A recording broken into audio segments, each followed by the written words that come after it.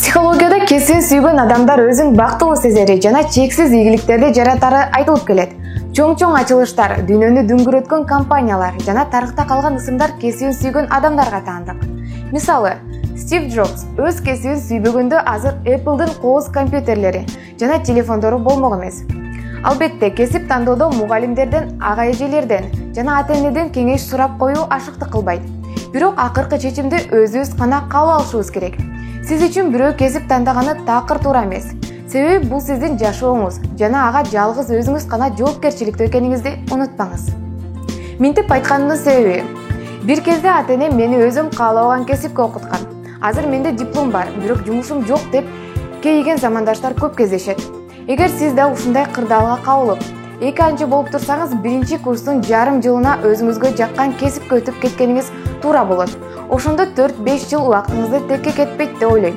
Эгер кайсы кесиптин ээси болом деп башыңыз катып жатса, анда мен сизге ойлонбой туруп IT адиси болууну сунуш кылам. Себеби азыр дүйнө жүзүндө IT адистерге болгон муктаждык күндөн күнгө күчөп жатат жана айлыгы да жакшы. Бул чыгарылышта мен IT тармагы тууралуу кененирээк маалымат бермекчимин. IT'ни пайдалануу адам баласынын убакытын үнөмдөп, бири-бири менен байланышкан глобалдуу дүйнөдө маалымат алмашуунун тез жана сапаттуу болушуна жардам берет. Демек, келечекте IT менен тыгыз байланышкан адистердин маянасынын жогору болушунун негизги себептеринин бири IT технологияларынын бардык тармактарга кеңири пайдаланылышы, тамыр жайышы. Экинчиси, IT адистерге болгон өзгөчө, программист, инженерлерге суроо талаптын көбөйүшү. Ал эми үчүнчүсү IT дүйнөсүнүн абстрактуу, татаалдыгы. Жана дагы бир өзгөчөлүк, бир эле программист жалгыз өзү же команда менен жазган бир эле программа. Мисалы WhatsApp тиркемесинин учурда дүйнөдө 1,5 миллиард эле пайдаланылат. Демек, бир тиркеме, мындайча айтканда программа, жакшы жазылса, азыраак эмгек менен материалдык ресурстардын жардамы аркылуу аны башка чөнтөк телефондорго көчүрүп гана коюу менен тез эле жайылтылат жана пайдаланылат. Ал эми бизнеске пайдаланылган программалар алгаш жазылат жана лицензиялары, мындайча айтканда пайдалануу укуктары сатылат. Алардын улам жаңыртылган версияларын сатуу чоң кирешенин булагы болуп эсептелет. IT адис деген үйрөнүү жашка карабайт. Эң башкы кызыгыңыз болуп, окууну кызыктуу жактарына көңүл бөлүп, болгон күч аракетиңизди жумшаңыз. Ооба, программа жазуу оңой эмес, бирок колдон келчү жумуш. Бардык эле кесиптер сыяктуу чыдамкайлык, тактык, бекем жана эк тартип керек.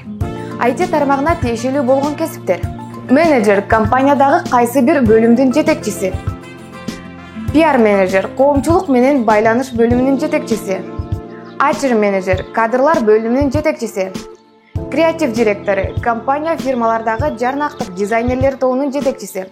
Топтун жетекчи катары компаниянын таанымал кылган стилин, анын көрүнүк жарнактарын улам жаңылап, элди тарта турган деңгээлге жеткире билүүсү абзел. Бренд менеджер, кызмат көрсөтүүчү же продукт өндүрүүчү компанияларды өздүк белгилерин жана анын өндүргөн товарларын элди тартуунун үстүнө иш алып барат. Тренинг менеджер, кыска убакыттагы окуу иштерин өткөрүүчү адис. Буларды эмгек акысы $300 жогору. Ар бир кесип ардактуу дейт эмеспи? Андыктан окууга тапшыруудан мурда кесипти атагына карап эмес, диплом алгандан кийин дипломуңуз сизге пайда алып келе турган кесипти тандаганыңыз туура. Сиздер менен мен Сезим Азаматова болдум. Кийинки чыгарылышта көрүшкөнчө.